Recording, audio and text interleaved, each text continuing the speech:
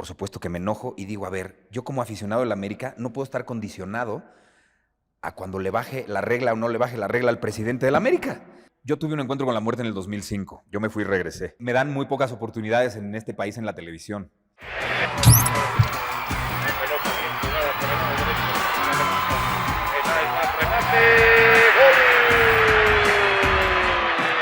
El primer gol de Peláez, este joven jugador, debutante con el América, está anotando aquí el tercer gol.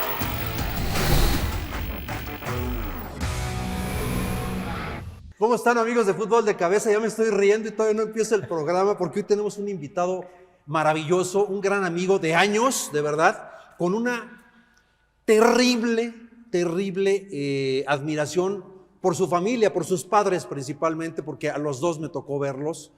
Héctor Suárez Gómez, gracias por venir, de verdad, te lo agradezco. Un placer. Sabes que desde que debutaste en el América en el PRODE, ¿no? Sí, fue PRODE 85, que dicen que no vale. Claro que vale. Desde ahí, como en ese entonces le iba al América, sí te volviste de nuestro, ídolo de los americanistas. En ese entonces le iba al América. Vamos a empezar con eso porque ya lo pusiste en la mesa. Ajá. ¿Cómo que? Primero, no se vayan a enojar las novias o las esposas. Si uno no cambia primero cambias de novia, vieja que de equipo. Platícame un poco de eso. ¿Cómo que le ibas al América? Para empezar, soy oveja negra.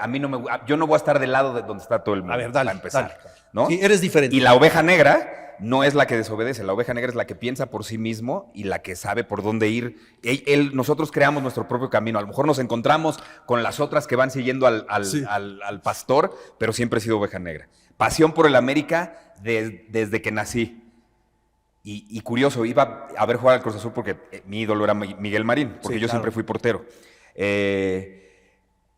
Cuando llega Ben Hacker y crean este equipo de época, o sea, que es increíble cómo ni siquiera acabó la temporada, que todavía era el penúltimo torneo largo, cuando lo corren, por supuesto que me enojo y digo, a ver, yo como aficionado del América no puedo estar condicionado a cuando le baje la regla o no le baje la regla al presidente del América. Sí. O sea, un juniorcito al que nunca le dijeron que no de niño, no está acostumbrado a que le digan que no. Entonces, la afición del América no podemos ser rehén de cuando este güey esté de buenas o de malas.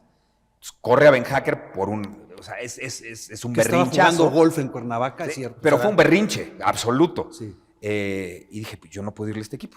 O sea, yo no puedo irle a un equipo que tome como rehenes a su afición y que además estemos viendo si está de buenas o de malas el presidente del América, que en ese entonces era Díaz Barroso, ¿no? Sí. A mí me parece que cuando no te ponen límites de niño y cuando no te dicen que no desde niño, pues de adulto te comportas como este imbécil que corrió a uno de los mejores técnicos hasta este momento que había tenido el equipo América. Qué difícil recordar un equipo y a un técnico que no hayan sido campeones, que no ganó nada y que todos lo recuerden y lo pongan en el techo, sí, quizás, de ese americanismo, era una máquina de hacer fútbol, era una máquina, pero además provocó que tanto Necaxa, Chivas, Cruz Azul, el nivel subiera, pero además subió el nivel en ese momento de toda la liga. Pero eso pasa con el América. Pero te quiero decir que el campeón de esos torneos fue el Necaxa. No, y el equipo de la década, no, me queda clarísimo. Sí. Basay, Alex Aguinaga, qué equipazo. El Cuchillo Herrera y Manolo Lapuente, que para mí, no sé si lo considero el mejor técnico mexicano de la historia, pero sí creo que es el técnico mexicano que más español habla. Es un tipo tiene el cerebro conectado a la boca y sabe decir las cosas y tú como futbolista las has de haber entendido muy bien porque habla mucho español. O sea, sabe comunicarse muy bien. Me parece un gran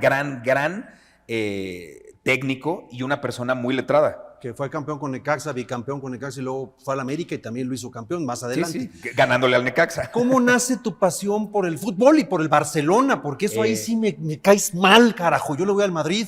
Sí, pero y ya nos ganaron 3 seguidos. Pero mi mamá era catalana, mi mamá nació en Barcelona.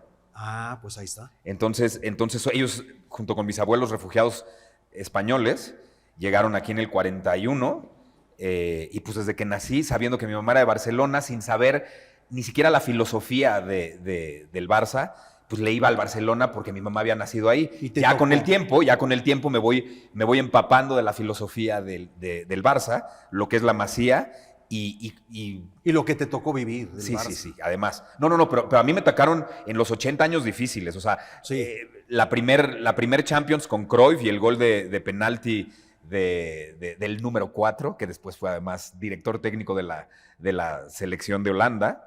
Sí. Qué buen central, ¿no? Sí, fue Koeman. técnico de... Sí, Koeman era... Koeman. Uf, qué manera de ejecutar los penaltis, los tiros libres y qué gran defensa central. Pero la vivimos, o sea, era un equipo importante, pero no era de los que competía. Pero después sí lo fue. Hasta que llegaron los holandeses. Te tocó disfrutar esa Sí, época del mucho, nacimiento de Messi. con Rijkaard, sobre Ronaldinho. todo, el principio con Rijkaard. Sí, que fue bueno. Sí, y ya después cuando llega Guardiola, y yo creo que por más que le vayas al Madrid, o sea, veías jugar al Barça y decías, esto es una belleza. Ok, pero entonces también te tocó Hugo Sánchez. ¿Por qué Sí, no? a ver, lo que pasa, sí, y veía a Hugo Sánchez. A ver, tú imagínate ser nieto e hijo de refugiados. Y entonces, oír desde niño que el Real Madrid era el equipo de Franco, y si yo ponía al Real Madrid, mi abuela se ponía como loca. Entonces yo le decía, Ana, quiero ver a Hugo Sánchez, no le voy al... No, pero has de vivir una guerra. Quiero ver a Hugo Sánchez. Claro que disfruté a Hugo Sánchez y a ese equipo del Madrid sin esa pasión de irle, porque yo le iba al Barça, pero me encantaba que Hugo Sánchez le fuera bien y que fuera campeón de goleo, Sí. y disfruté a la Quinta del Buitre, y a ese también era un equipazo, y también los vi perder 5-0 con el Milan en la Champions en principios de los 90, o sea, sí me tocó, pero en ese entonces el Barça a nivel internacional no pintaba.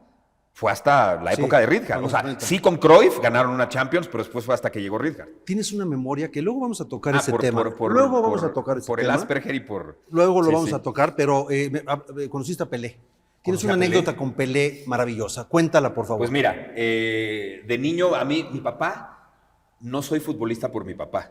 Mi papá no sabía de fútbol y no entendía el fútbol, lo veía por mí. Nunca le entendió y me llevaba a la Azteca por amar a su hijo y llevarme.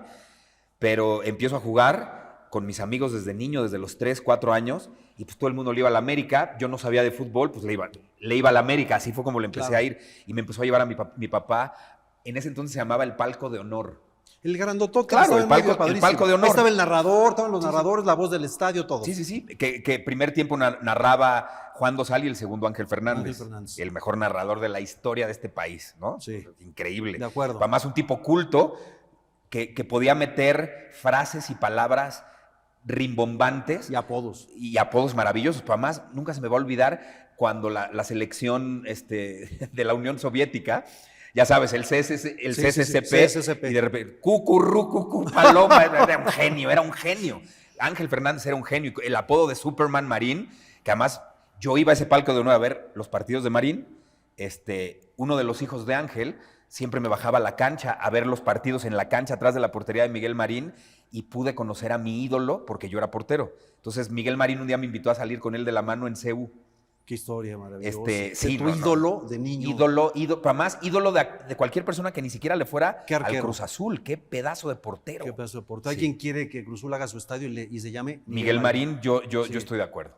Yo estoy de acuerdo. ¿Qué pasó con Pelé? ¿Qué sucedió? Una tarde, más me voy a olvidar, llega mi papá y me dice, oye, vas a conocer a un rey, entonces te tengo que llevar. Mi papá, las historias así, No, bueno, le pues es encantaba vestirlas, ¿no? De como un cuento de hadas. Y me decía, tengo que ir a comprar un traje, porque tú no puedes ver a un rey vestido normal. Entonces me compró un traje. Yo tenía 5 años, cuando el estreno de la primera película de Pelé, que además la premier fue en el cine latino.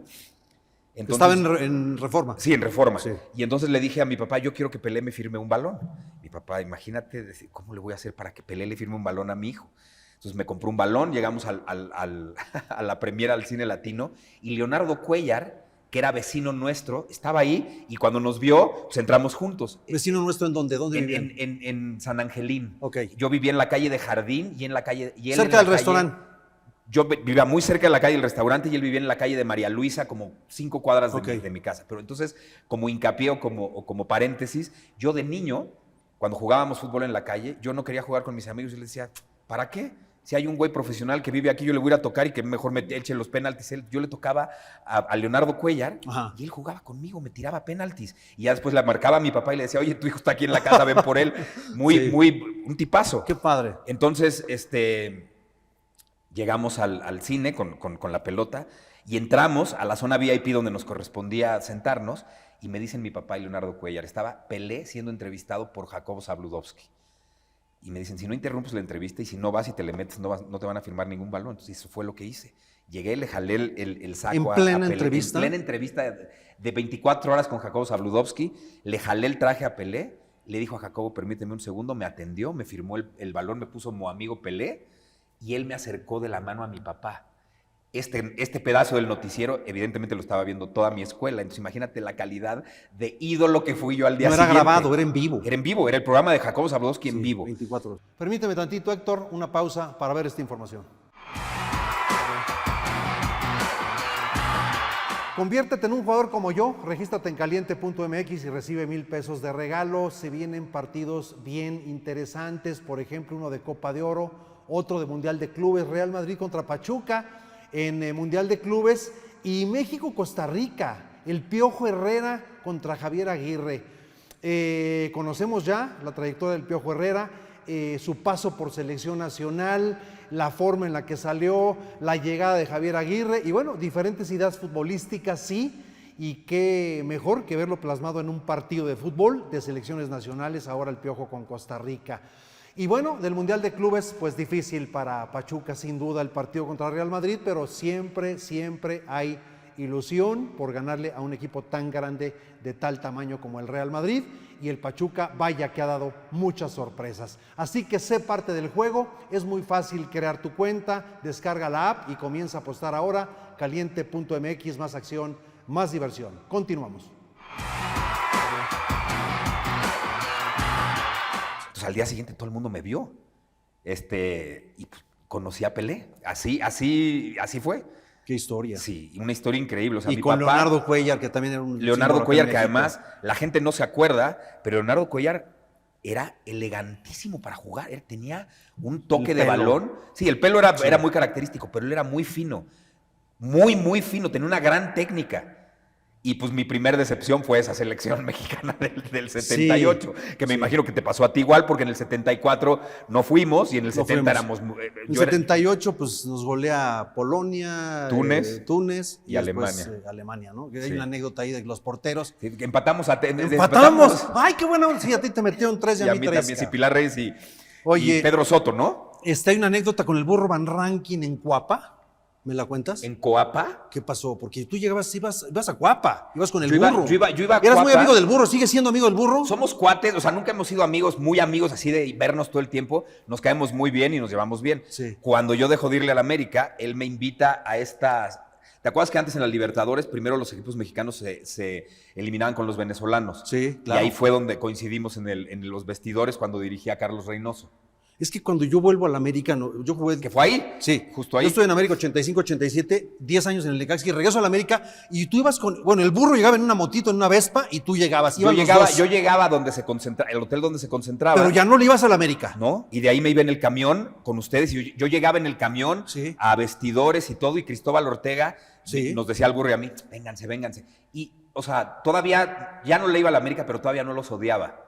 Ah, ok, ya. Claro, porque además te tienes que volver anti, Sí. ¿no? Una vez que le dejas de ir, Sí. te tienes que volver anti. Sí. Todavía no los odiaba. Todavía no. Sí, no. Qué cosa más maravillosa. Pero bueno, tuviste muchas anécdotas ahí con Y el con burro. Reynoso me tocó ver, mi mamá yo no sé con quién habló, pero yo tenía 5 años, 6, y pasó por mí un productor de Televisa a la calle de San Angelín, a la calle de Jardín, y me llevó a un palco y me tocó ver el gol de Reynoso a Gatti, en la Copa Intercontinental. Yo estaba en el estadio, atrás de la portería. Yo Un estaba, tiro libre. yo estaba en el centro del campo en un palco. Sí, fue en la portería. Sí, en la otra. En la norte, Sí, ¿no? sí.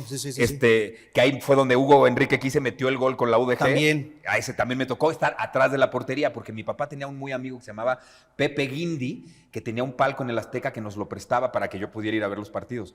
Mi papá, la primera vez que convivió con el fútbol fue por mí. Él nunca Y entendió. no le empezó a gustar después de tanto que... Veía conmigo los partidos del Mundial y una vez en México 86, un día estoy en la casa, suena el teléfono, contesto, preguntan por mi papá, pero con un acento extraño, y le digo que no está, y me dice, ¿quién habla? ¿Su hijo? Sí. Hola, ¿cómo estás? Soy Bora Milutinovich, quiero Bora. hacerle una invitación a tu papá, y obviamente a ti, a que vengan a la concentración de Nestlé antes de que empiece el Mundial. Lo quiero traer de sorpresa para todos los seleccionados.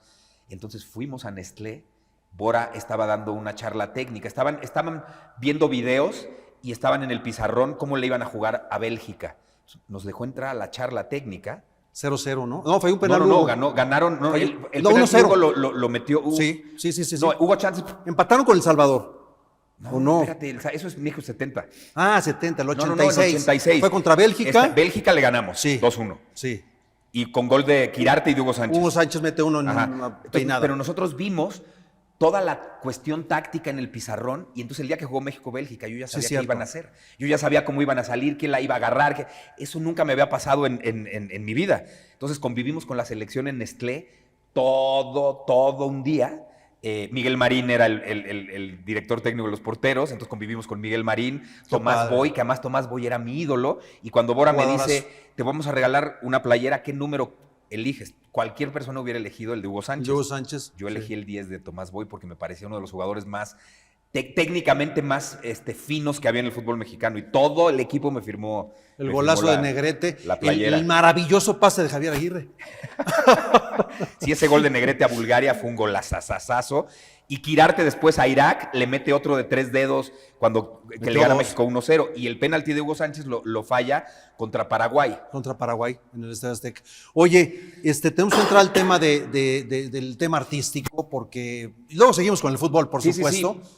Sí. Para mí, tu padre, ¿qué te puedo decir? Si me dices un actor mexicano, pues es automáticamente él haciendo películas, programas cómicos, prácticamente de todo. Un genio. Un genio y con una, para hacer creatividad impresionante. Pero tú también, porque tú heredaste muchas cosas de eso y es muy normal. A veces criticamos a los que los hijos pues, los heredan el talento del padre. Pues claro que sí, así es lo que viste durante mucho tiempo a lo largo de tu vida. Platícanos un poquito de tu carrera artística, cómo empezó, qué fue el primer papel que hiciste y qué has hecho. Empecé a los 5 años.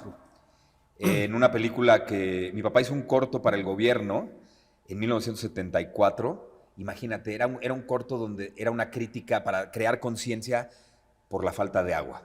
Y estoy hablando de 1974. Imagínate ya cuántos años. Sí. Ahí empecé, ahí hice un papelito que salía de hijo de mi papá. Y después me dejaron hacer cositas de niños. Si no alteraba la escuela, me dejaban hacer cosas. Y lo primero que ya mis papás no pueden decirme no fue Vaselina en el 84. ¿Con qué más o menos el reparto? Timbiriche, Eduardo Capetillo, Lolita Cortés, Luis Enrique Guzmán, Stephanie Salas, Uzi Velasco. Estábamos en el Televiteatro 1 y pues fue un fenómeno brutal. Fue una locura Vaselina en el 84. Estábamos en un teatro, en uno de los 2 televiteatros. Que luego se cayeron, ¿no? Sí, en el terremoto. Que hoy son los... Sí, ahí siguen. Sí, los reconstruyeron. Además, como nos iban a caer, estábamos un día... Siempre que acababan las funciones, generalmente los que éramos muy cuates, nos bañábamos ahí juntos y ya nos íbamos. Y un día bañándonos, o sea, es que el copete era muy duro, de verdad era una piedra. Un día bañándonos, dijimos, ¿y por qué no nadamos? Vamos a tapar las coladeras. Entonces el agua empezó a subir, la presión rompió la puerta, arruinamos parte de la escenografía de José el Soñador y al día siguiente le fueron a cobrar a Luis de Llano un chorro de ropa que se echó a perder del departamento de caballeros de Suburbia. O sea, el agua se filtró y cayó. Claro, ahí te das cuenta y dices, ¿cómo no se van a caer estas cosas en el terremoto si estaban mal construidos? Claro. Pero llegábamos a hacer ese tipo de cosas en el 84. Iba a cumplir 16 años. O sea, ¿conoces a todos los que estuvieron ahí en... No, y además Benny, la familia Gomis y la familia de Llano son como familia sin ser de sangre. A ver, mi abuela Ana, mamá de mi mamá, mi abuelo Pepe, papá de mi mamá, fueron los padrinos de los 3 hijos que tuvo don Luis de Llano Palmer con María Rivas. Los 3 hijos mis abuelos fueron sus padrinos. Y luego don Luis de Llano y María Rivas fueron los padrinos de la hermana de mi mamá, que ella ya nació en México. Claro. Entonces, había una gran relación. Mis papás se casaron en casa de Luis de Llano. Y Luis de Llano fue como si fuera el papá de mi papá a pedir la mano de mi mamá, porque la familia Gomis y los de Llano eran íntimos. Entonces, desde entonces, o sea, por eso con Benny desde los 3 años éramos como primos, como ¿Qué hermanos. más hiciste? Novelas Muchísimas novelas. Recuérdanos algunas. Pues mira, la primera novela que hice, la gente no sabe, se llamó Principesa. Lo que pasa es que me dio hepatitis y ya no pude salir al aire. Entonces, Valentín Pimstein le habló a otro actor y yo ya no pude salir al aire. Ajá. Él me vio en Vaselina y de ahí me habló. La primera novela que sí salió al aire fue una que produjo don Ernesto Alonso. Uf. Y éramos Salma Hayek, Daniela Castro, Raúl Araiza y yo, junto con Pedro Armendáriz y Jacqueline Andere. ¿Cómo se llamaba? Nuevo Amanecer en 1988. Que era un superproductor de los Era un más productor, prestigiados. un gran productor. Yo tenía el papel de villano, me fue muy bien. De ahí, a partir de esa novela, no paré de trabajar porque se me abrió la puerta de otra novela y después grabar el primer disco y obras de teatro. Y desde entonces así he llevado mi carrera. O sea, siempre la he combinado con más cosas. ¿Qué proyecto te identificas más? ¿Novelas? ¿Has cantado? ¿Intentaste cantar o no? Grabé 2 discos, incluso en el Festival Loti del 89. Era el Festival Loti número 18, entonces era la mayoría de edad del festival. Y a Raúl Velasco se le ocurrió que todos los chavos nuevos que estábamos empezando compitiéramos con todos los clásicos de Loti. ¿Qué canciones ganaron ahí para recordarme? Porque yo vi La canción que ganó las de en Yuri, ese las Festival de Loti fue una chavita que no me acuerdo cómo se llama, pero era una Fotografía, canción. es Caratier. No, eso es mucho. ¿Mucho eso es como después? 4 años antes, 5 años antes. Ok. La ganó una chavita que no me acuerdo cómo se llama, pero la canción era Una canción no es suficiente al intentar. Y la había compuesto Monarres.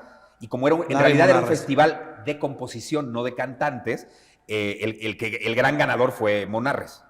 Has hecho mucho teatro también, ¿no? Muchísimo Hiciste teatro. una obra tú solo. Una que... ¿El pelón en sus tiempos de cólera? Esa estuvo buenísima. Esa Bueno, me invitaste y fui. Bueno, he hecho mucho teatro, pero llegó un momento en el que la necesidad de trabajar, o sea, porque además soy un actor muy extraño, porque no suelo, como que yo no les gusto mucho a los productores, entonces no me llaman. ¿Por qué? Hay que preguntarle a ellos. ¿Pero les gusta tu trabajo o no les gusta tu forma de ser fuera? Mi trabajo es respetado, no sé qué chingados traen conmigo, ¿no? O sea, eso ha sido toda mi carrera. Entonces, en el 2008, no había Televisa, no había TV Azteca, yo me fui a vivir 2 años a Colombia. ¿A qué?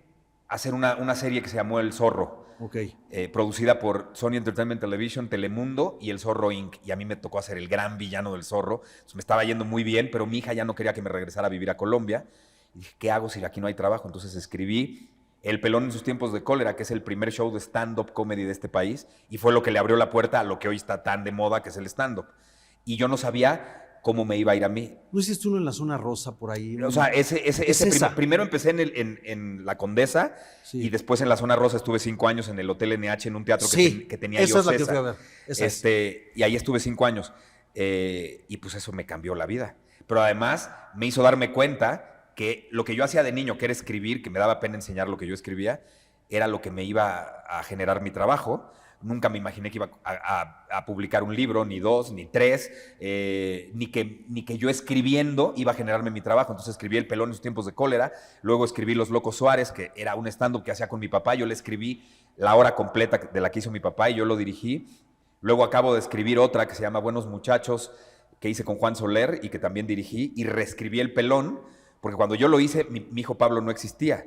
Entonces ahora está reescrito y como que actualizado, y eso es lo que estoy haciendo ahorita. Oye, bueno, te me quedo viendo así fijo porque te estoy escuchando y te lo juro que estoy viendo a tu papá. O sea, tienes un parecido. No me parezco nada. Lo que tuve son gestos de mi papá en mí. Gestos o no sé qué, Soy pero te lo juro que se me viene a la mente. El Gengo Miss es bien gandalla. A ver, ¿tuviste con tu papá una relación? Increíble. Increíble, o sea, y tan es así que escribiste un libro dedicado a él. O sea, en realidad es un libro, el de Gracias Papá es la historia de amor de un papá y un hijo, o las grandes lecciones de un mentor y su discípulo, pero pues resulta que es Héctor Suárez y Héctor Suárez Gómez. Entonces cuento nuestra historia de amor a lo largo de toda nuestra vida. ¿Cómo fue tu padre? ¿Cómo fue como padre, como esposo, como ejemplo? Pues como esposo no puedo hablar porque pues era un cabrón, ¿no? Y como digo en El pelón en sus tiempos de cólera, o sea, mi papá acabó teniendo un hijo con una chava que era muy amiga de mi hermana. Ese hijo fue fuera del matrimonio y después se casó con ella y tuvo otra hija. Mis hermanos, Isabela y Rodrigo. Rodrigo es exactamente 30 años menos que yo. O sea, yo le llevo a Rodrigo lo que mi papá me llevaba a mí. O sea, que Rodrigo va a cumplir 27. Mi hermana Isabela va a cumplir 13.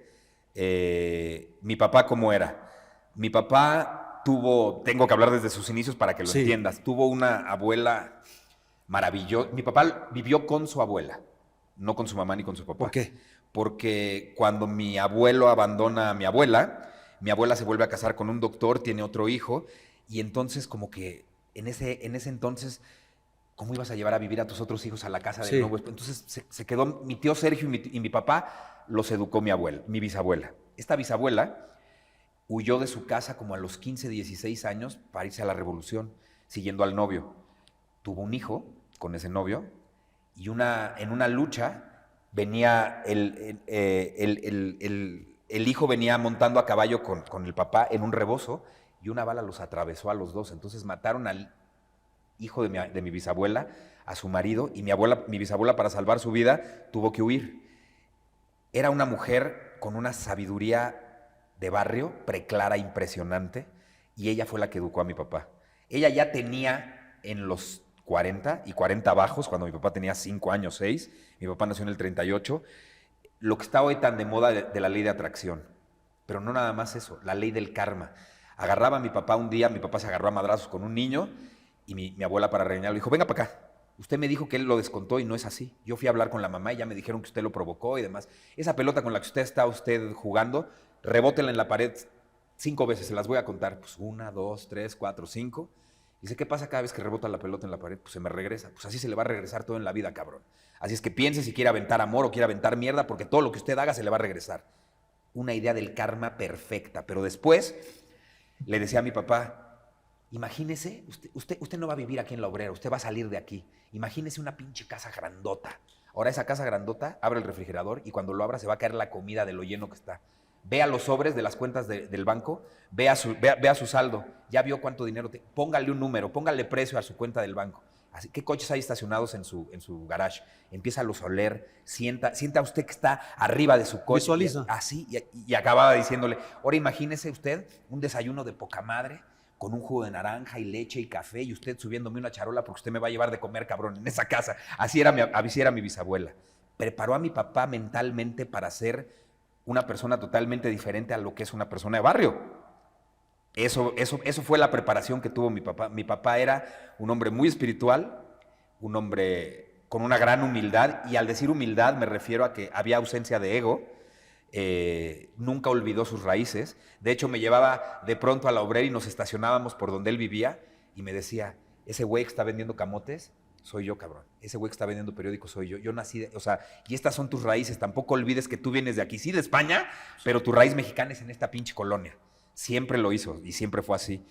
Exageradamente amoroso y generoso. O sea, mi papá eran te amos 20, 25 veces al día. Y no paraba de besarnos y de abrazarnos y de ser cariñoso física y verbalmente. Eso es siempre importante. fue un hombre increíblemente amoroso. Increíblemente A ver, amoroso. síguete con el libro. Entonces, ¿qué te inspiró a hacer todo Y entonces eso? cuando muere, mi papá, cuando publico yo mi segundo libro, nos manda a llamar el presidente de Random House y nos plantea una idea y me dice, yo quiero que tú escribas la biografía de tu papá y que él te la cuente. Entonces firmamos un contrato, pero yo tenía una cantidad de trabajo impresionante y yo no tenía tiempo de escribirlo. Entonces yo me salí del plan, mi papá dijo que lo iba a escribir, pero mi papá no escribía ni en defensa propia, y entonces muere. Y ahí es donde te Y al día siguiente, en el desayuno, antes de regresarme de Cocoyoca a México, me pregunta la viuda de mi papá, ¿y qué va a pasar con el libro? Y el hermano de mi papá también dice, ¿qué va a pasar con el libro? Y dije, pues yo lo voy a escribir. Y en ese momento le hablé a la editorial, dije, yo lo voy a escribir. Y me metí en la cabeza que yo lo iba a escribir, pero no quería escribir la biografía de Héctor Suárez como contando, como una biografía como tal. Y dije, ¿cómo puedo hacer un libro que sea entrañable y que sea divertido y que además pueda ser como un libro de cabecera para toda la gente que le gusta hablar de conciencia y de New Age? Y dije, pues voy a contar nuestra historia de amor. Y entonces es la historia que viví con mi papá desde que nací hasta el día que murió. Vi un programa, vi algo en la televisión donde tú y tu papá. ¿El roast? Esa madre que te paras y dices, roast, el estuvo roast, durísimo, pero lo que pasa muy es que bueno. en México no existía el roast, no estamos acostumbrados a ese tipo de humor. Esto nace en los clubs, no club deportivo, en los clubs sociales de la gente muy rica en Estados Unidos. Ajá. Estos clubs donde nada más vas a convivir y hacer negocios y a lo mejor hay 2 o 3 canchitas de squash, pero ahí nacieron. Entonces, en lugar de hacer un homenaje como tal, hacían unos antihomenajes. En lugar de pararte a hablar bien de la persona, vamos a hacer todo lo contrario. Así empezó. Con todo. Esto brinca la comedia. Y en los 60 y en los 70, para la cadena de ABC, se empezaron a hacer roast. Dean Martin, se llamaba el roast de Dean Martin. Dean Martin invitaba a diferentes personas a rostearlos. Y es un antihomenaje. Esto se deja de hacer en los 90, en los 2000, y lo retoma Comedy Central, pero en Estados Unidos. Y cuando Comedy Central llega a México, me hablan a mí, me dicen, queremos hacer un roast, ahorita que tú estás haciendo el stand-up, Sí. queremos hacérselo a tu papá. Nos tardamos 1 año y medio en convencerlo porque él no entendía ese estilo de humor. Claro que no. Y además, cuando mi papá me dice, pero ok, después de que todo el mundo me hizo mierda y de que yo ya le contesté a todos, te tengo que contestar a ti, ¿qué vamos a hacer? Y le dije, me tienes que, o sea, Cuestionar me tienes y que tirar con todo. Me tienes que decir que si yo no me llamara como tú, no hubiera conseguido nada. No, ¿cómo crees? Y eso es lo que más admiro de ti. Dije, no, güey, pero es un juego. Dice, sí, pero hay mucha gente pendeja en este país y van a pensar Y sí, que cierto. es real. Y la gente es tan pendeja que creen, Sí. creen que mi papá me odiaba. Imagínate el coeficiente intelectual que puede tener una persona para no entender que eso es un juego. Sí, está cabrón. Y entonces Estuvo fue muy duro. divertido. Es de mis noches. Tú no sabes lo que yo me divertí ahí. Lo que pasa es que mi papá sí llegó a enojarse, no conmigo.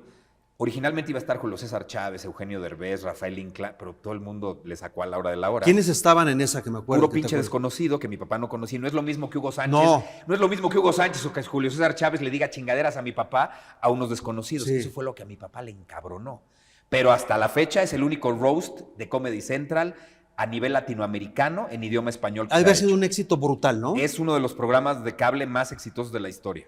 Bueno, me hablabas de fútbol y vamos a regresar, por supuesto, a ello, pero el boxeo y los toros, me decías antes que me estaba yo muriendo de risa al momento de empezar, que yo en mi vida, Ajá. o sea, las escuelas de antes pues eran las canchas de básquetbol, la canchita de fútbol, el recreo. Y además la casita de fútbol de cemento. Que llevabas un para torear, cabrón, un Este, capote. A ver, antes que los toros, mi papá era muy aficionado al box. Muy aficionado al box.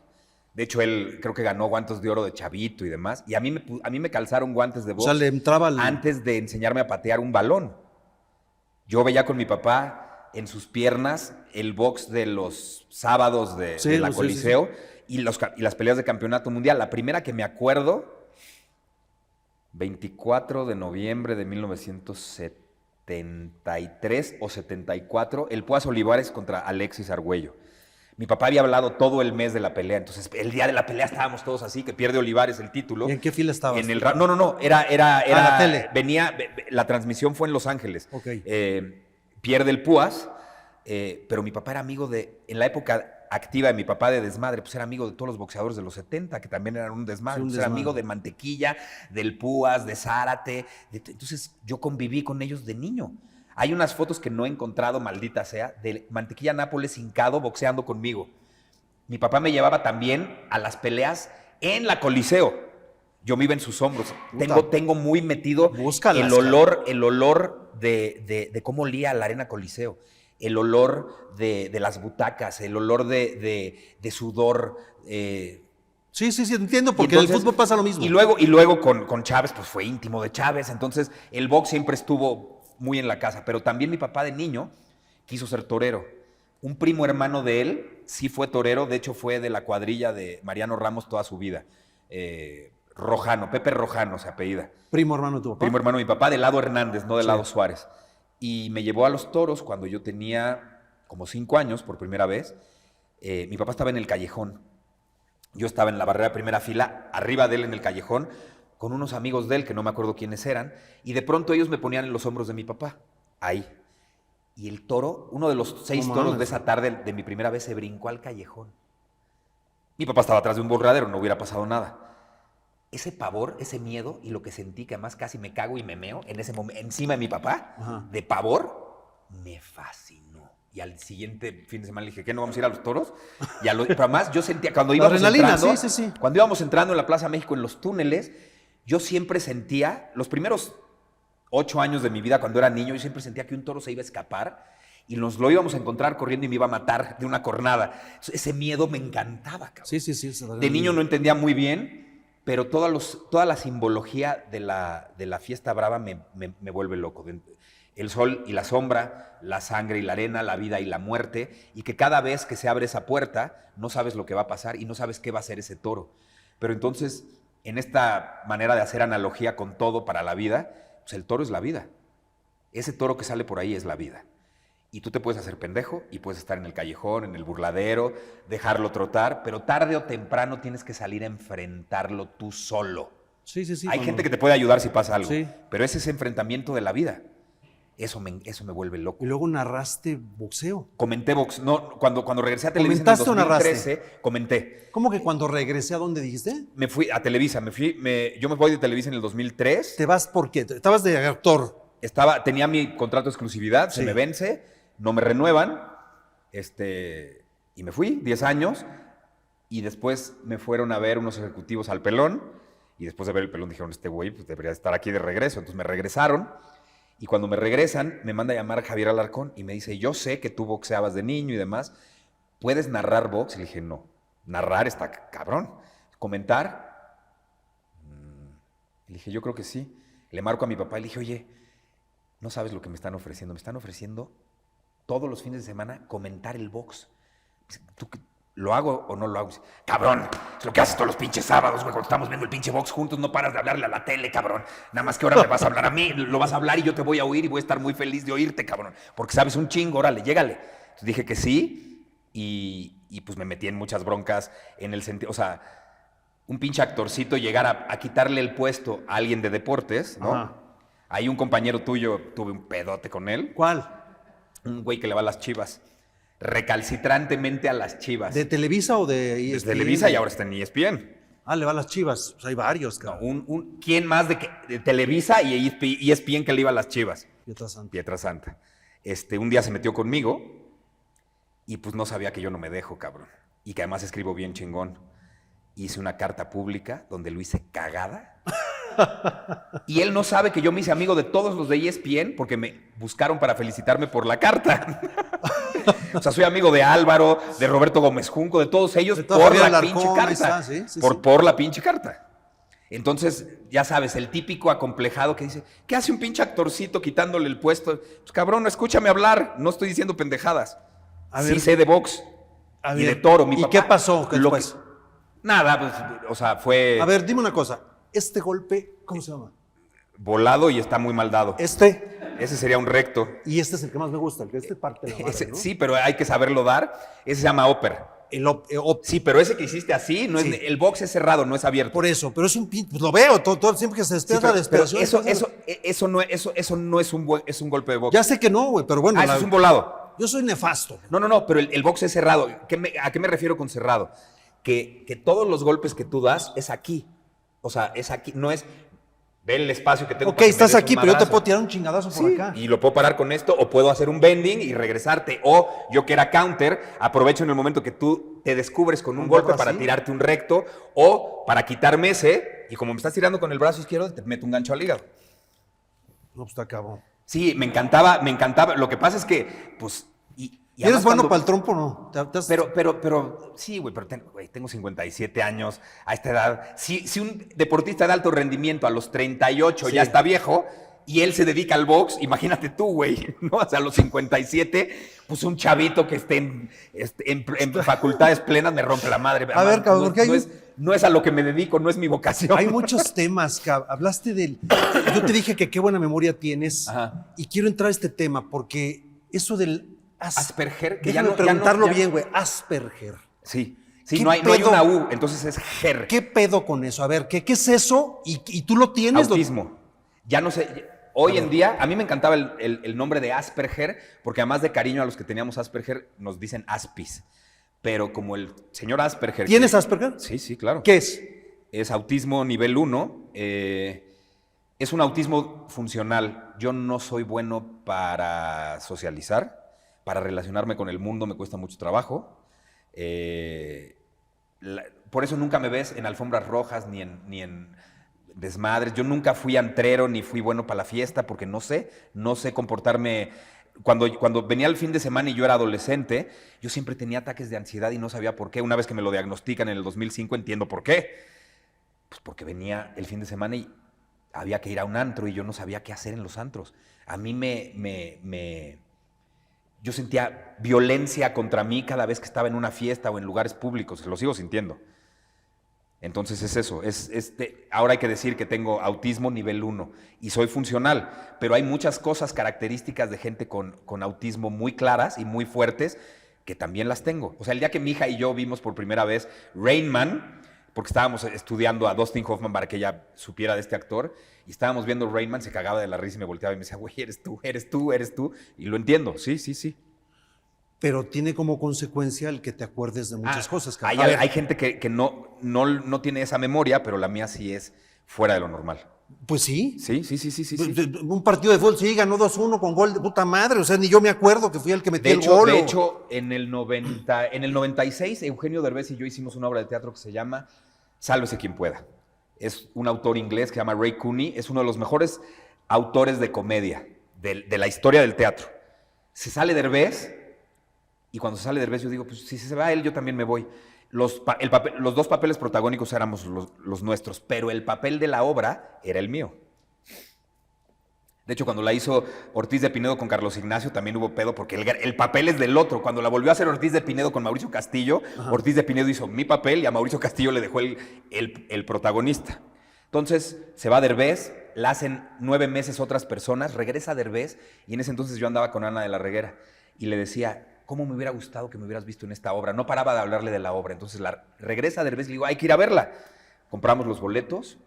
9 meses después, Ricardo, nos sentamos en nuestra butaca y sale Fela Fábregas y me dice, oiga, el actor que hace el papel que usted hacía está afónico, entonces vamos a cancelar a menos que usted tenga los huevos de atreverse a subir a hacerla. Le digo, puta, es lo que yo quería, que me viera esta vieja haciendo este papel, con permiso. 9 meses después subí a hacer la obra de teatro y me acordé de absolutamente todo. Hay muchos actores que salían en esa obra que pueden ser testigos de lo que te estoy diciendo. Está cabrón. Sí. O sea, me acuerdo, por ejemplo, teléfonos de mis amigos de cuando éramos niños en la primaria. Todos los teléfonos. Mi dirección, cuando viví en San Angelín, Jardín 126, esquina Campestre, 548-3009. Bueno, el teléfono. Mi novia de 14 años, 140167, aquí está, por cierto, mi esposa. Mírala. Que además nos hemos visto toda la vida en diferentes etapas, ¿no? Hemos envejecido juntos todos. Oye, a ver, ¿cómo es el fútbol mexicano hoy, cabrón? A mí me da mucha risa muchas cosas del fútbol ¿Risa mexicano. o coraje o qué carajos? O sea, bueno, de entrada, te voy a decir que me da risa, ¿no? Hay cosas que me dan risa y coraje. Me da risa lo exagerado que somos para mencionar y ponerle nombres a cosas al fútbol, como por ejemplo, el superlíder. Puta madre. La palabra líder ya significa que tú eres el primer lugar. No hace falta agregarle un super. Me parece bien pendejo. 2. El superclásico, el clásico de clásicos. Ah, ¿neta? O sea, sí, Barcelona, Real Madrid se va a la mierda y River Boca se va a la mierda. Sí. O Manchester, Liverpool se va a la mierda. Sí. El Guadalajara Chivas es una pendejada. Súper líder. La fiesta grande. Digo que se nivela porque los directivos son súper pendejos, ¿no? Entonces se nivela con esta exageración. Me parece lamentable que lo único que vean es ganar dinero y se les olvide todo el aspecto deportivo, que además iría de la mano con ganar dinero, ¿no? O sea, lo único que les preocupa es el dinero. No puedo con eso. Tú ve por favor jugar. ¿Qué selección hoy te llena el ojo por completo? Aparte de España. Bueno, y Argentina. Argentina con diferentes generaciones. Sí, Messi o sin Messi. Alemania tuvo un bajón, pero ya está levantando. Pues, España sigue jugando. Pero un bajón de 2 mundiales. Sí, Brasil ahorita anda de capa caída. Que me encanta porque me caga Brasil. Pero la liga sí creo que hay un retroceso con el ascenso-descenso. Muchos extranjeros. Y una estadística brutal. Del 100% de extranjeros, han jugado, el 48% ha jugado menos de la mitad de los partidos. Claro, pues ¿para qué los tienes? Está cabrón. No, todo esto, pero además todo esto, Ricardo, es por el negocio. ¿Por qué más extranjeros? Porque eso va a provocar que haya más espectáculo, porque no confiamos en las generaciones jóvenes y además no le hemos apostado a la cantera. Ve lo que hace Pachuca, bueno. Por favor, ahorita tú que eres del Madrid, ahora que el Barça le ganó la Copa del Rey, fueron niños contra el equipo más chingón del mundo. Sí. ¡Niños! Sí. Claro que arropados por... Sí, pero no tiene presión. ¿No tiene qué? El América... ¿No tiene qué? Presión. ¿No tienen presión en el Barça? No, Pachuca, me dijiste Pachuca. No, yo hablo del Barça. Los niños le ganaron al Real Madrid. Sí. Bueno, ¿Qué cosa? Ya está en una etapa. La filosofía, pero además la filosofía de la Masía. A mí la filosofía que llevaron los holandeses a Barcelona cuando jugaba Cruyff y cuando Rinus Michel era el director técnico del Barça, esa filosofía que sembraron en ese lugar es la que a mí me llena la pupila por completo. O sea, no nada más gastan dinero en los mejores jugadores del mundo como el Real Madrid, sino que ellos los forman. Eso me vuelve loco. Lo que está haciendo el Pachuca, lo que hacía Pumas, el América lo hacía muy bien, sí, muy bien, sí. Pero no sé qué pasó con la cantera de México, que dejaron de invertir en ella. Bueno, Pumas era base de selección nacional, claro. Chivas era base de selección nacional, claro, América supuesto. con Trejo, Tena, Manso, Bravo, Ortega, Luna, todos eran canteranos. Y ya después arropados por los extranjeros. 3 o 4. Que eran Outes, Batata, y se me olvida, y Celada era el otro extranjero. Ahora, tienes fiesta acá, Ajá. entre los mejores equipos. Puedes hacer una fiesta acá. Claro. Si tú eres de Irapuato y tu equipo está por ascender. Puedes hacer una liguilla de los 4 ¡claro! mejores del ascenso con los 4 peores del descenso. Y entonces tienes 2 fiestas y tienes mucha lana también. O sea, por ejemplo, esto que están haciendo de las multas de los 2 últimos lugares, ¿no? Que además al pobre Salinas Pliego le ha tocado pagar por el Mazatlán y por el Puebla. Bueno, ¿qué pasa si esos 80 millones de pesos que tienes que pagar de multa le das 40 a la federación, pero los otros 40 al equipo de segunda división, bueno, la liga de expansión, que hubiera subido a primera división? Y entonces provocas que puedan invertir en su cantera, en mejores instalaciones. Entonces estás haciendo un 360 en todos sentidos. Si no va a haber ascenso, por lo menos inyecta pero no veo unión economía entre los dueños. O sea, no hay. Antes sí se veía. Hoy, pero nunca ha habido. Hoy están dispersos. Pero siempre ha sido así. Pero eso es parte de la idiosincrasia del mexicano. Y me duele, por ejemplo, me duele mucho ver el Mundial de Qatar y de verdad que México no haya calificado. Pero desde antes, y lo hablé, además, ustedes discutían increíble en la jugada. Con Bura, cuando me invitó a su podcast, todavía no era el Mundial, y yo le dije, mira, si yo fuera directivo importante de México, en el momento que nos toca Argentina en el mismo grupo, yo corro al director técnico argentino. Yo no puedo confiar. ¿Qué pasó el día del pinche partido con Argentina? No ¿Cuándo habían jugado? Pensado, cabrón. Sí, perdóname, hay que ser mal. ¿Cuándo había jugado con línea de 5? No, y faltaron piezas, no jugó Edson. Pero además, todo se combinó. Perdieron con Arabia Saudita, necesitaban ganar y este güey les entregó. A mí nadie me va a quitar de la cabeza que este güey les entregó el pinche partido a los argentinos. Que a la postre fueron campeones mundiales y yo era feliz de que quedaran campeones mundiales, pero no puede ser que sean así. Y luego oír al presidente de la federación decir, no, es que nos eliminaron porque nos faltó un gol. No, pendejo, no nos faltó un gol, nos falta un chingo de cosas a todo el deporte, bueno, a todo el fútbol mexicano. No es ese gol, es todo lo que nos falta. Nada más me la pasaba jodiéndolo en las redes sociales, me ha de odiar. No, es que sí está muy cabrón las discusiones, lo que está pasando actualmente. Todo.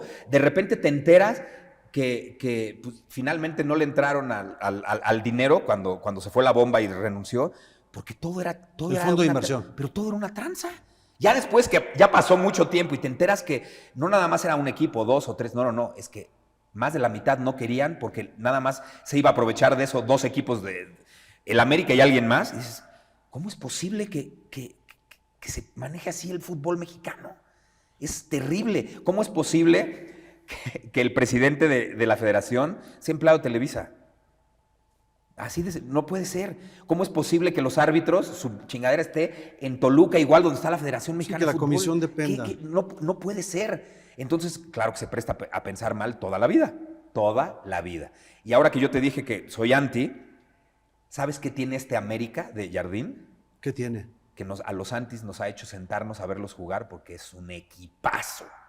Qué bonito juega el América. Qué bonito juega el América, es el equipo ganador. Y no nada más eso, que ya no son los mamones alzados, arrogantes, soberbios de antes. Desde que llegó el Tano, como que algo pasó. Algo pasó, cambió y me los encuentro a todos porque viven en mi edificio. A Jardín, a cada rato me encuentro con él en el elevador. Y le he dicho, ¿sabe, mister, lo importante de esto es que nos ha hecho sentarnos a los antis, a disfrutar, verlos jugar y a no querer que pierdan, a querer que sigan ganando para seguirlos viendo jugar? Esa es una discusión que tengo yo. Por supuesto que hay que reconocerle total el éxito al América. Está jugando muy bien, gusta, gana, golea. Y de pronto tiene 8 mexicanos en la cancha. Lo único que yo digo, sí. todo. Y tiene buenas fuerzas básicas. Todo. Están surgiendo, ya surgió Juárez, está Dagoberto, está Vázquez, tiene varios chavos muy buenos. Sí. Lo único que no tiene nada que ver el América, 10 para el América. Cambio de tema. Antes, dime cualquier equipo de los el que menos te guste ahorita, el que sea. Ir a Puebla.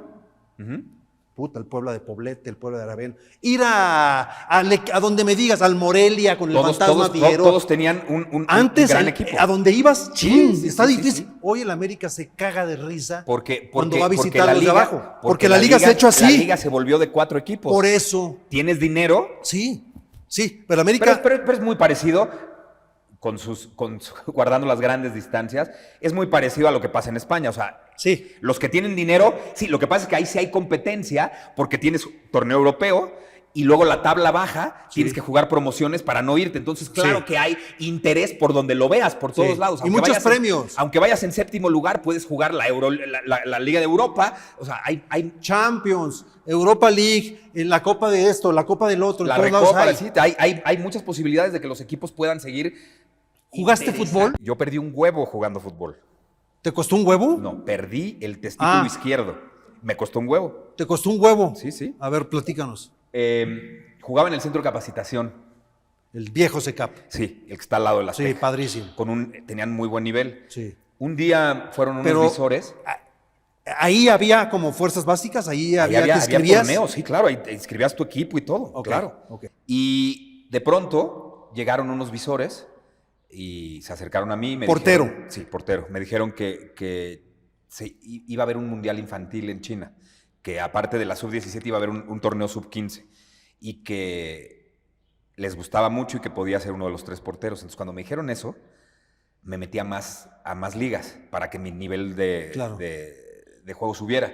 Y una de ellas era en los llanos de la Jusco. Y ahí en una jugada, en un partido, le mandan un pase filtrado muy largo al delantero.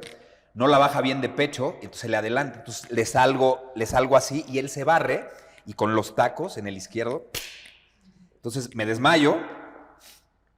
Cuando vuelvo en mí, todo el mundo está arriba y lo que me dolía era el estómago. Yo pensé que me había sacado el aire. Entonces pido mi cambio y me quedé acostado hasta que vino el medio tiempo. Y cuando vino el medio tiempo, estaba yo acostado. Cuando me quise incorporar, me dolía horror. O sea, entonces el dolor. Entonces le hago así a mis pants y ya era una cosa así negra.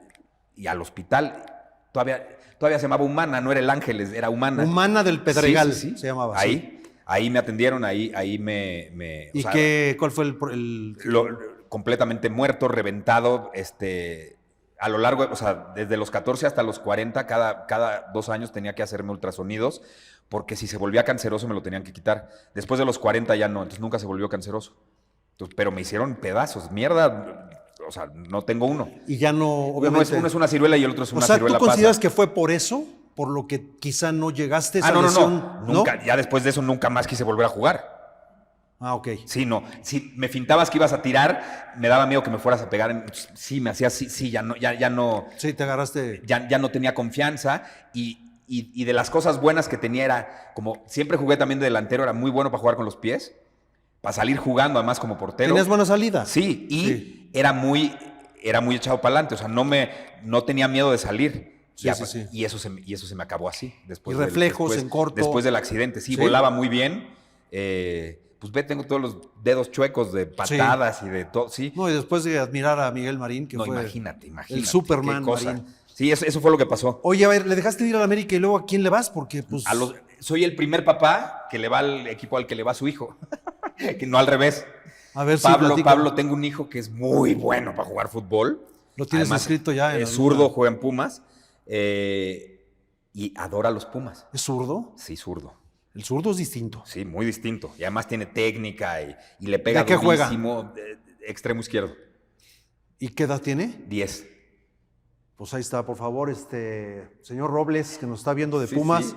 Hay que echarle el ojo. ¿Cómo se llama exactamente? Pablo Suárez. Pablo Suárez, por favor. 10 años, zurdo, extremo izquierdo. Sí, y entonces empezamos a ir, lo empecé a llevar a CU. ¿Señor Saracho también? Y pues ya también me pongo mi player y disfruto y grito Goyas y toda la temporada pasada pues Se metió Pumas a... Julio y el Sí, Chino eran nuestros ídolos. Sí. Qué absurdo lo del Julio, ¿no?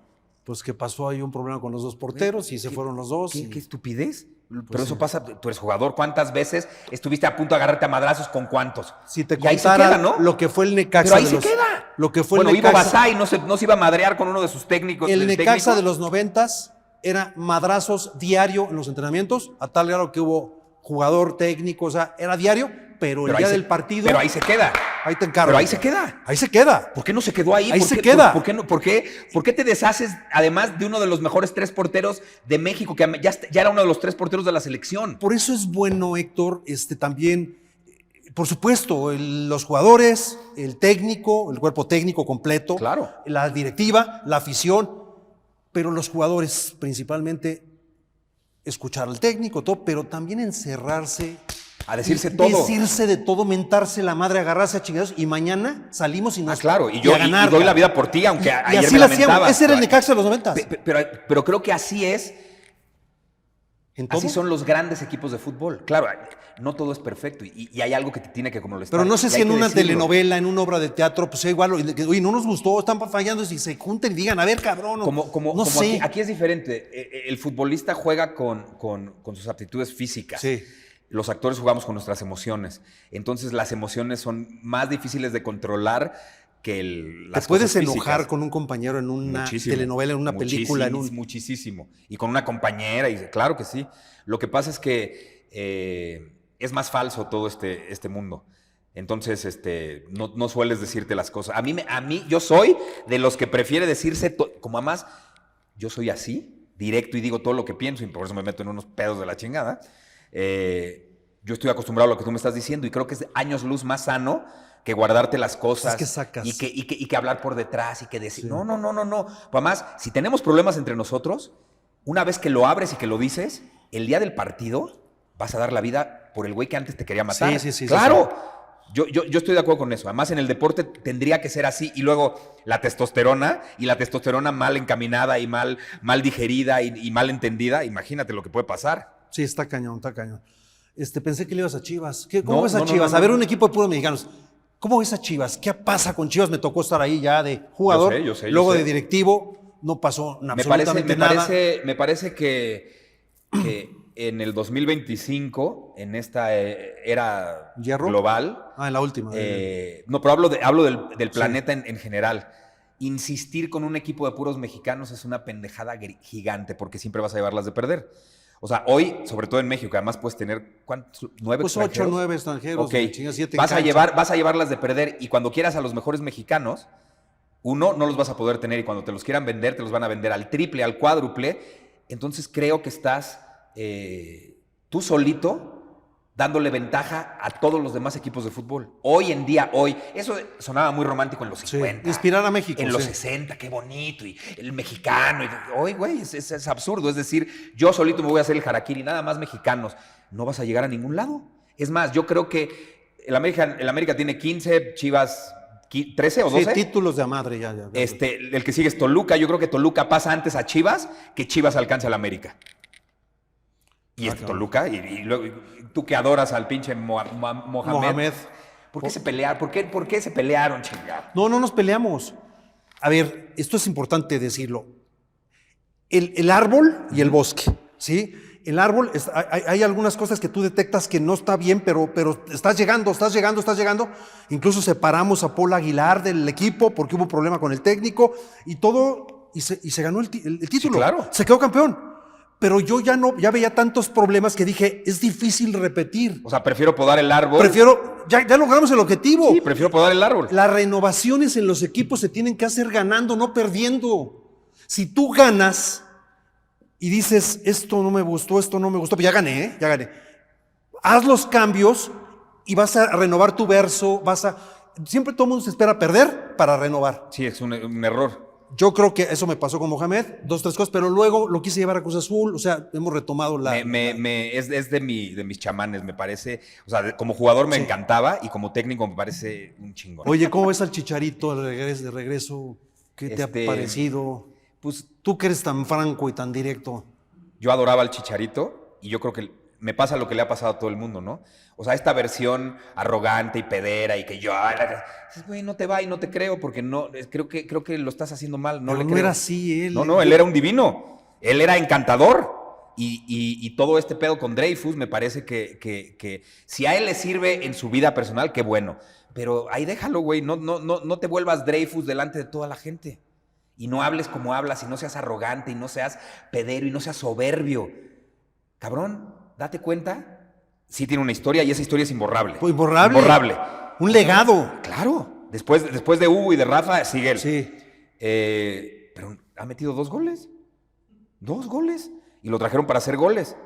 Entonces algo está fallando, ¿no? O sea, si él no se da cuenta, él consigo mismo de que no es el mismo de antes, y si no eres el mismo de antes, no exijas como antes, no exijas como cuando eras el número 1, no exijas como cuando eras el que las metía hasta con las nalgas, con la nuca, ese gol de espaldas en el Manchester United, dices, esta es la versión de Borja 2.0. Con la nalga, con el Sí, era hombro, impresionante. Pero las metía acá. Sí, que ese es el chiste.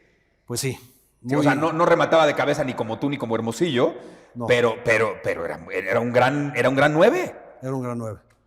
El tema de las redes sociales, porque estás muy activo, no te callas absolutamente Sí, nada, cosa que de verdad admiro porque como que siento que luchas por algo que no te está gustando y a veces nos quedamos callados, y queremos decir cosas, pero mejor no nos queremos meter en problemas, y tú sí te metes en problemas. Sí, me he metido en muchos. Platícanos un poquito de eso, ¿no? Pues mira, amo a mi país con toda mi alma. El que tú no estés de acuerdo con el partido político que esté en el poder en el momento no quiere decir que abrazas a los otros partidos políticos. Sí. Sí. Entonces a mí sí me preocupa lo que está pasando. Y nada más es mencionar lo que no te gusta. Lo que pasa es que no contabas con que iba a haber un ejército que defiende a este gobierno. Y que entonces no te dejan y entonces se vuelve más mediático cada vez que mencionas algo, porque ellos creen que lo hacen todo perfecto y que son inmaculados. Y así haya sido un corrupto de otro partido, llegas ahí y parece que rezas 10 AMLOs nuestros y automáticamente te vuelves puritano. Y pues no estoy de acuerdo y creo que al país se lo va a llevar la chingada. Así de... Así. Sí. O sea, no puede ser que el Fondo Internacional diga que vamos a tener una recesión y que lo que tu presidente diga declarando es: no, pero como ya se acabó la corrupción, no es cierto. No, güey, no tiene nada que ver la corrupción con la economía. La economía es ciencia. La corrupción no, güey, no tiene nada que ver una cosa con la otra. Si se acaba o si hay, no tiene nada, no va a alterar las matemáticas. Las emociones no alteran las ciencias exactas. Y las ciencias exactas no cambian porque tú tengas un buen corazón o seas un hijo de puta. A ver, Héctor, yo creo que tú también, el fútbol, y gracias a Dios, me ha llevado a conocer casi todo América completo, desde Alaska hasta Argentina, parte de África, Asia, Europa. Somos un gran país, cabrón. Somos el clima, las costumbres, bueno, las tradiciones, todo. las Tú puedes playas. cerrar las fronteras y tenemos todo lo que es queramos. que tenemos todo, Lo tenemos todo, cabrón. O sea, de verdad, puta, a veces digo...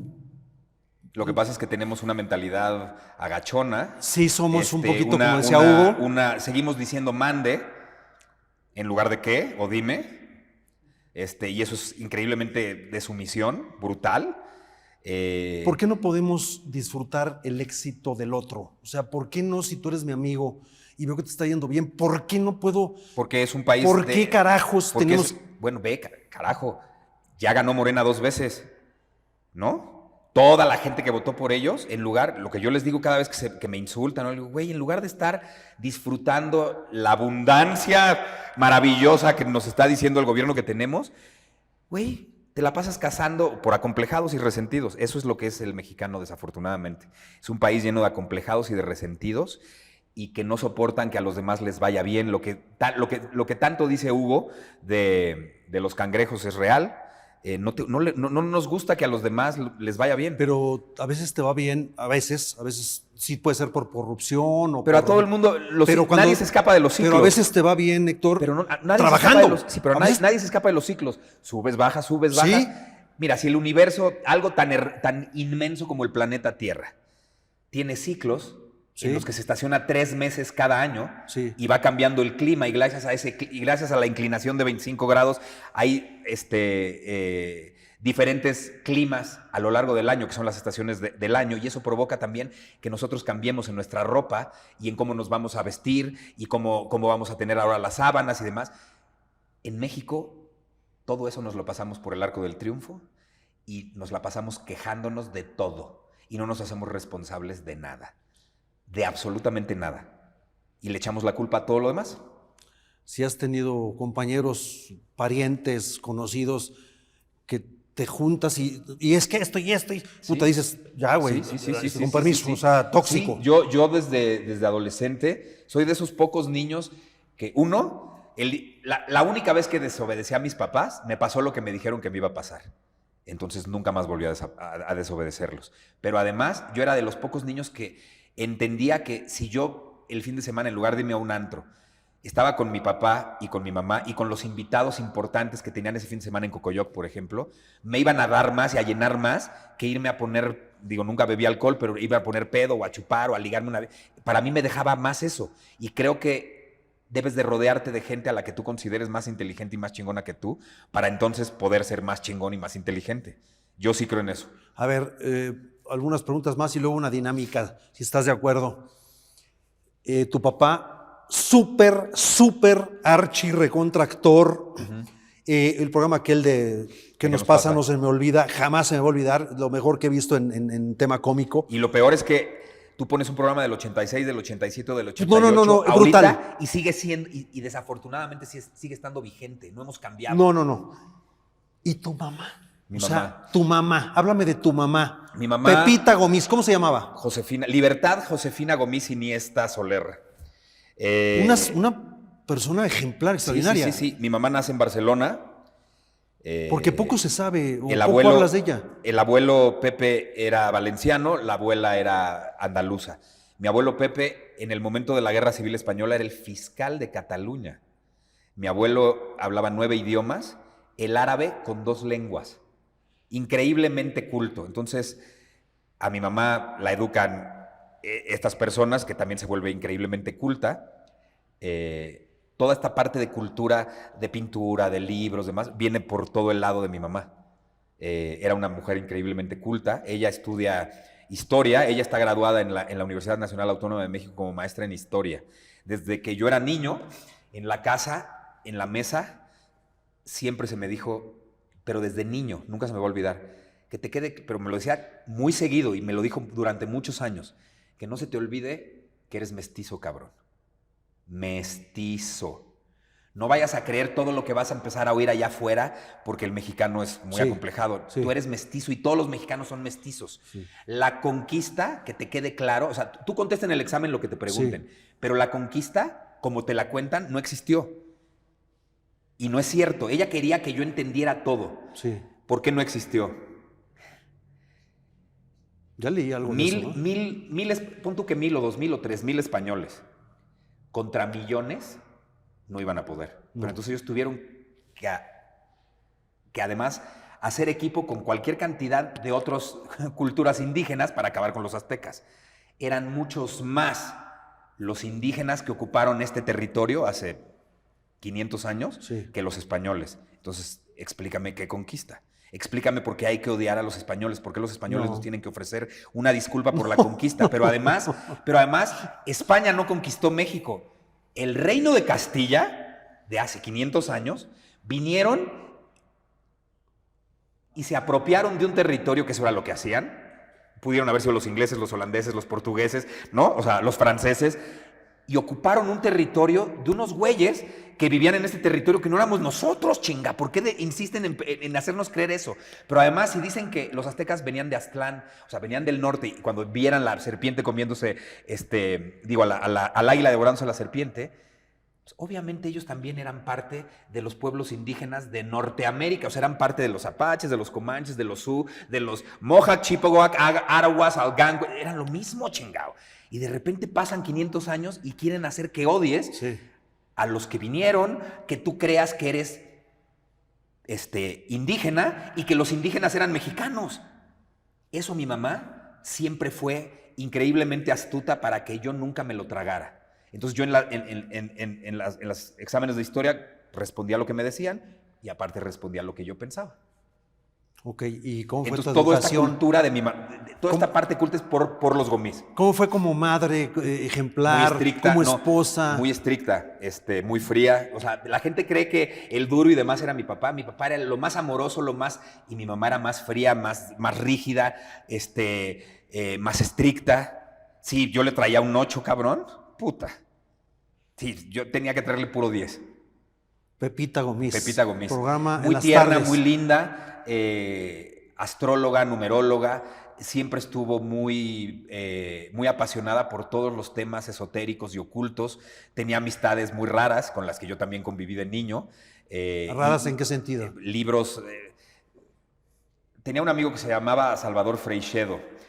Salvador Freixedo era un jesuita que además excomulgaron y se volvió uno de los investigadores de temas paranormales, ovnis y ocultos más importantes del mundo. Tipos como él, estaba llena la casa siempre en las reuniones de mi mamá y yo estaba ahí metido. Él, por ejemplo, cuando yo tenía 13 años, me contó todo lo que dice Dan Brown en el Código Da Vinci. Y cuando acabó de contármelo, que yo estaba sorprendido, me dijo, pero no me creas nada. Todo lo que te dije es mentira. Le dije, oh, por fin. Y me dijo, no. Te lo estoy diciendo para que entonces ahora vayas tú e investigues. No me creas a mí. Créete a ti y a lo que ven tus ojos y a lo que leen y a lo que tú averigües. Pero esto es lo que pasó. Ahora, búscalo tú por tu lado. Entonces me metí un cohete en la cola, cabrón. Y no mames, no paro de investigar y de hacer y de buscar y todo eso es por parte de mi mamá. ¿Y qué crees? Y heredé una biblioteca de libros raros y esotéricos de mi mamá increíble. La heredé en vida. Ella me la dejó antes de 10, 15 años antes de morir, me la dio. Está cabrón, Sí, ese tema entonces es apasionante ese tema. Todos esos temas me apasionan, pero también lo artístico, que es por mi papá. A mí de niño, por la memoria y demás, me adelantaban años en la escuela. Mi mamá nunca dejó para que no me separaran de mis amigos. Pero entonces ya le dijo a la escuela, yo me encargo de su educación cognitiva. Imagíname a los 8 años, güey, en casas particulares, tomando clases de historia del arte y de historia universal con adultos, cabrón. Está cabrón. Sí, así es toda la parte de la cultura es por parte de mi mamá. A ver, ¿qué somos? Porque ¿En qué somos sentido? un granito de arena en la playa, güey. Sí, somos somos el planeta azul del que y hablaba Carl pasamos y Sagan. vivimos 50, 60, 70, lo que ¿Qué te somos? toque. Somos seres. Mira, Y luego, yo tuve un encuentro con la muerte en el 2005. Yo me fui y regresé. A ver. ¿Qué somos? ¿Cómo que me fui? Somos seres, ¿Qué te pasó? somos conciencia. La muerte no existe. La muerte no existe.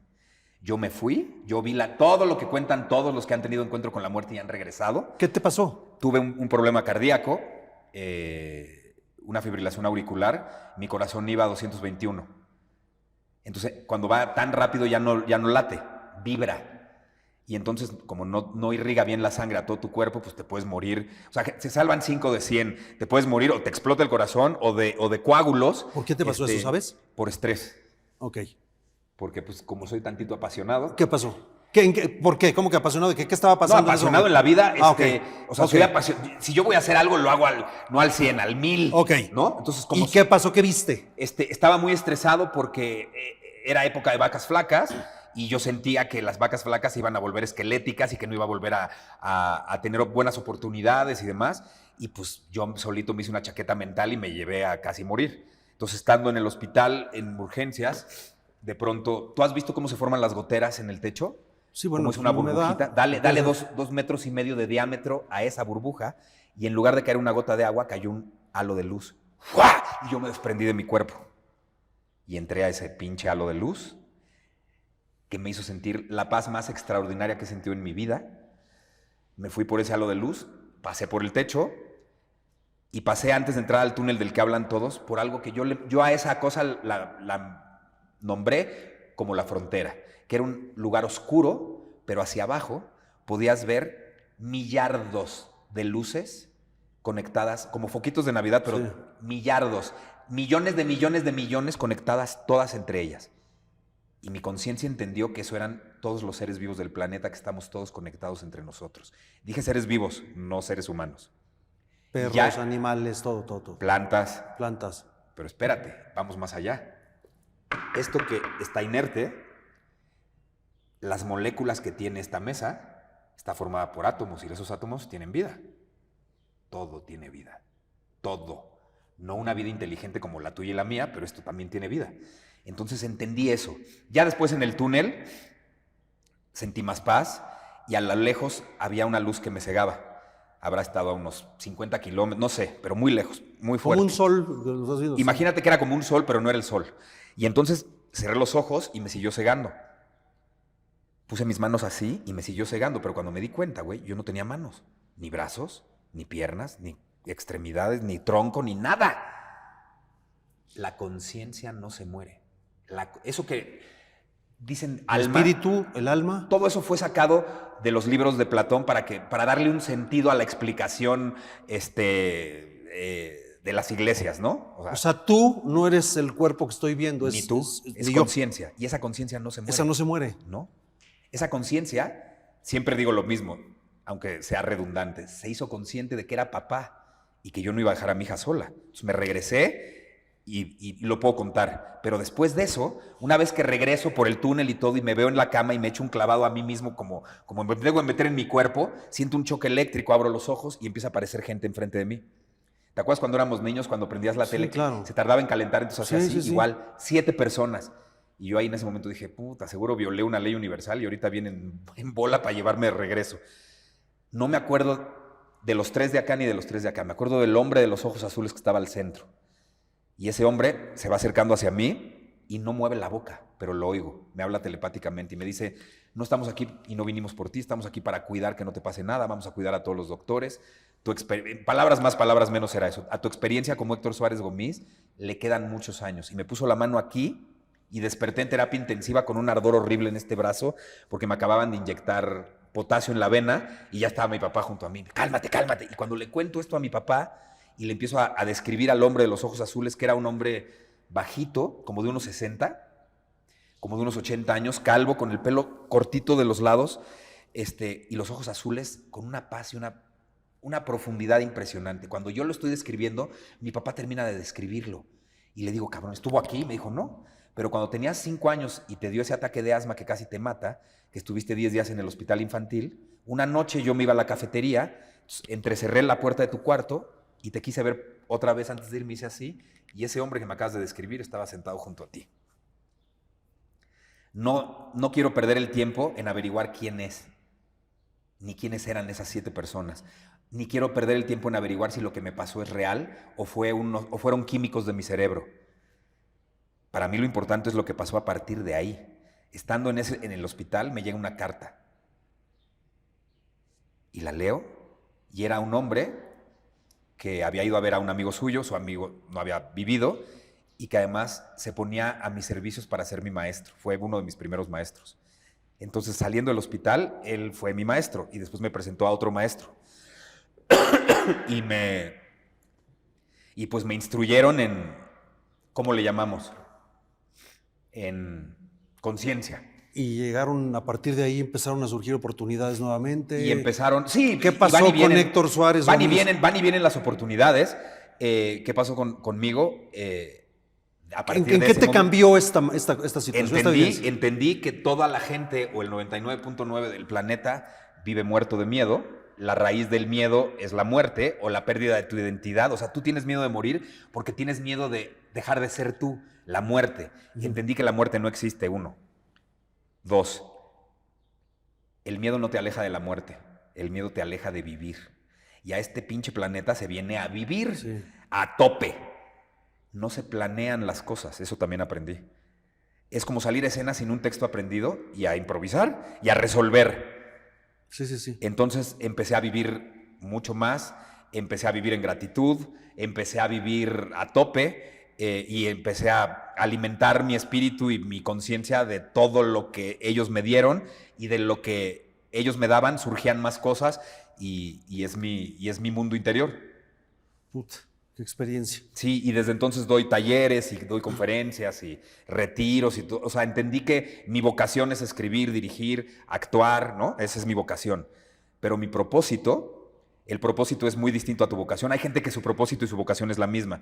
Hay una palabra tan de moda que es el karma, pero hay otra que es muy parecida que se llama dharma. La gente cree que el karma es que si haces algo malo se te regresa. No. Es como la tercera ley de Newton. O sea, a toda acción hay una reacción. Todo lo que hagas tiene una consecuencia. Ese es el karma. Y el dharma significa que tienes que encontrar algo que te haga feliz a ti, te llene a ti, pero al mismo tiempo sirva a los demás. Ese es el dharma. Y encontré que mi propósito es mis talleres, conferencias y hablar de todo esto que estamos hablando ahorita en el último tramo de la plática, y lo sigo haciendo y lo voy a hacer toda mi vida. O sea, mi propósito es una cosa y mi vocación es otra. ¿Qué te resta? ¿Qué te queda por cumplir? Siempre tenemos metas, objetivos. ¿Qué sueñas? ¿Qué ¿Qué no has hecho que quieres hacer? ¿Qué te falta? Pues trabajar. Me dan muy pocas oportunidades en este país en la televisión. Tener más oportunidades. Mis compañeros y mis compañeras, casi todos tienen el sueño de Hollywood y yo no. Yo tengo el sueño de España o de Argentina. A mí me interesa sí brincar a hacer mi profesión en otro lado, pero en mi mismo idioma. Argentina y España, hoy por hoy, en mi negocio, y en el tuyo también, hacen la mejor televisión, el mejor teatro, el mejor cine, la mejor publicidad.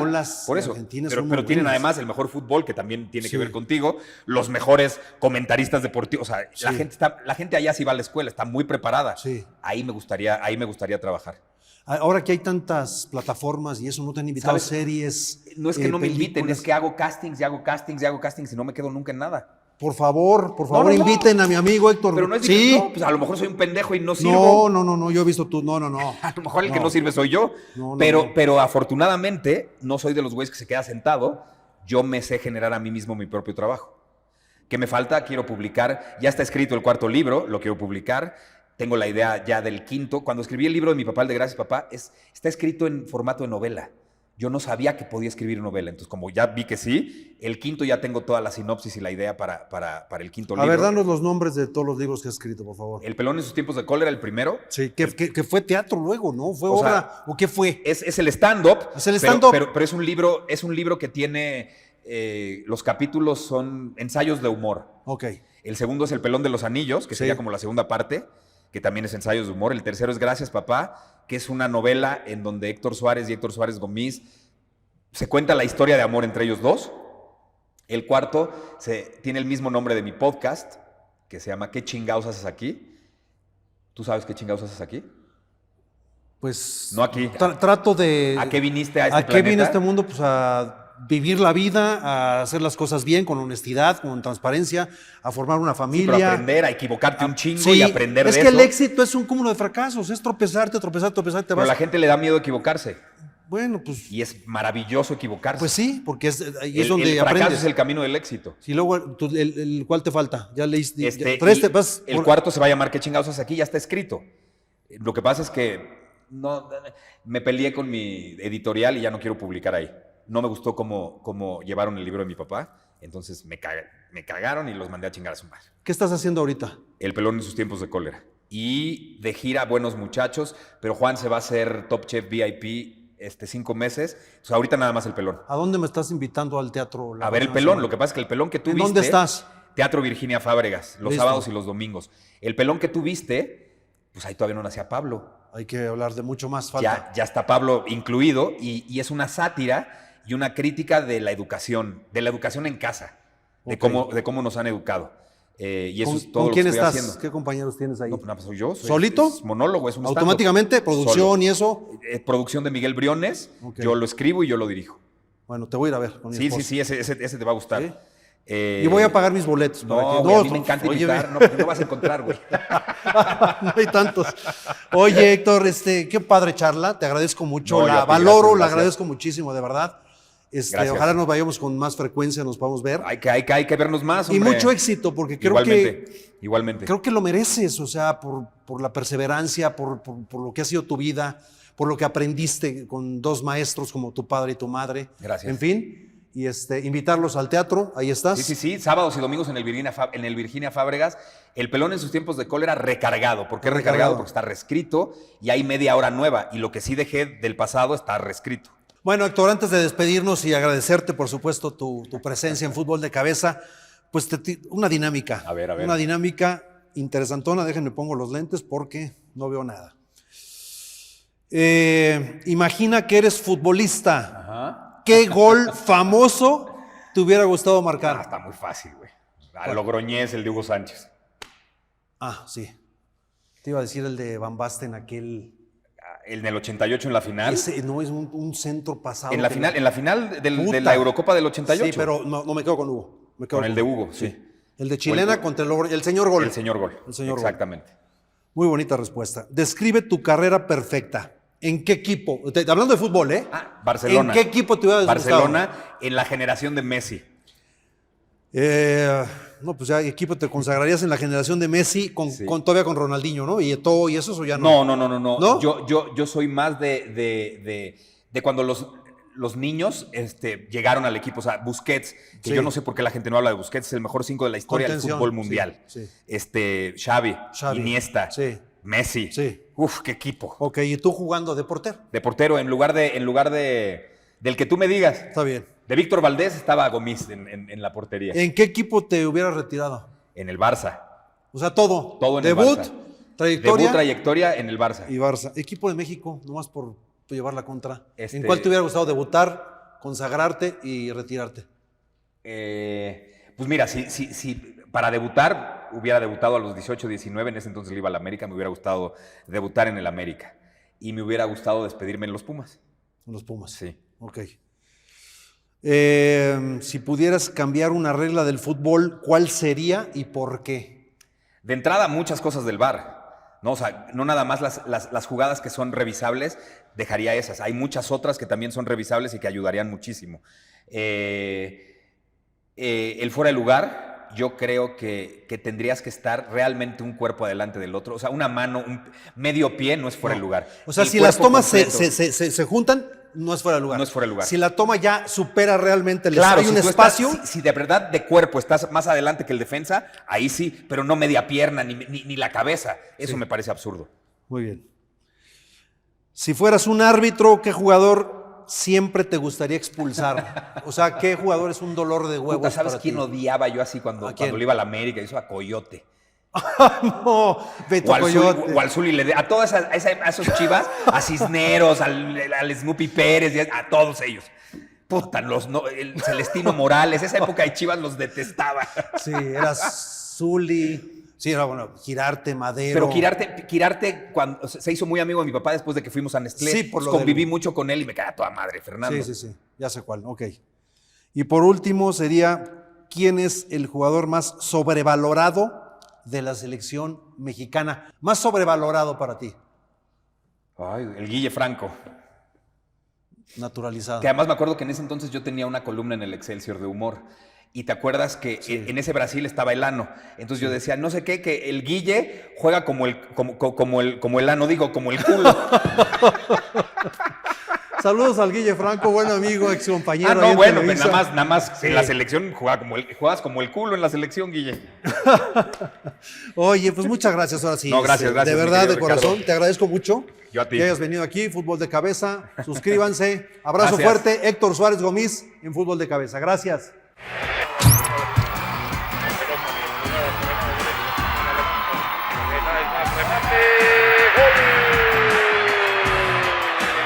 El primer gol de Peláez, este joven jugador, debutante con el América, está anotando aquí el tercer gol.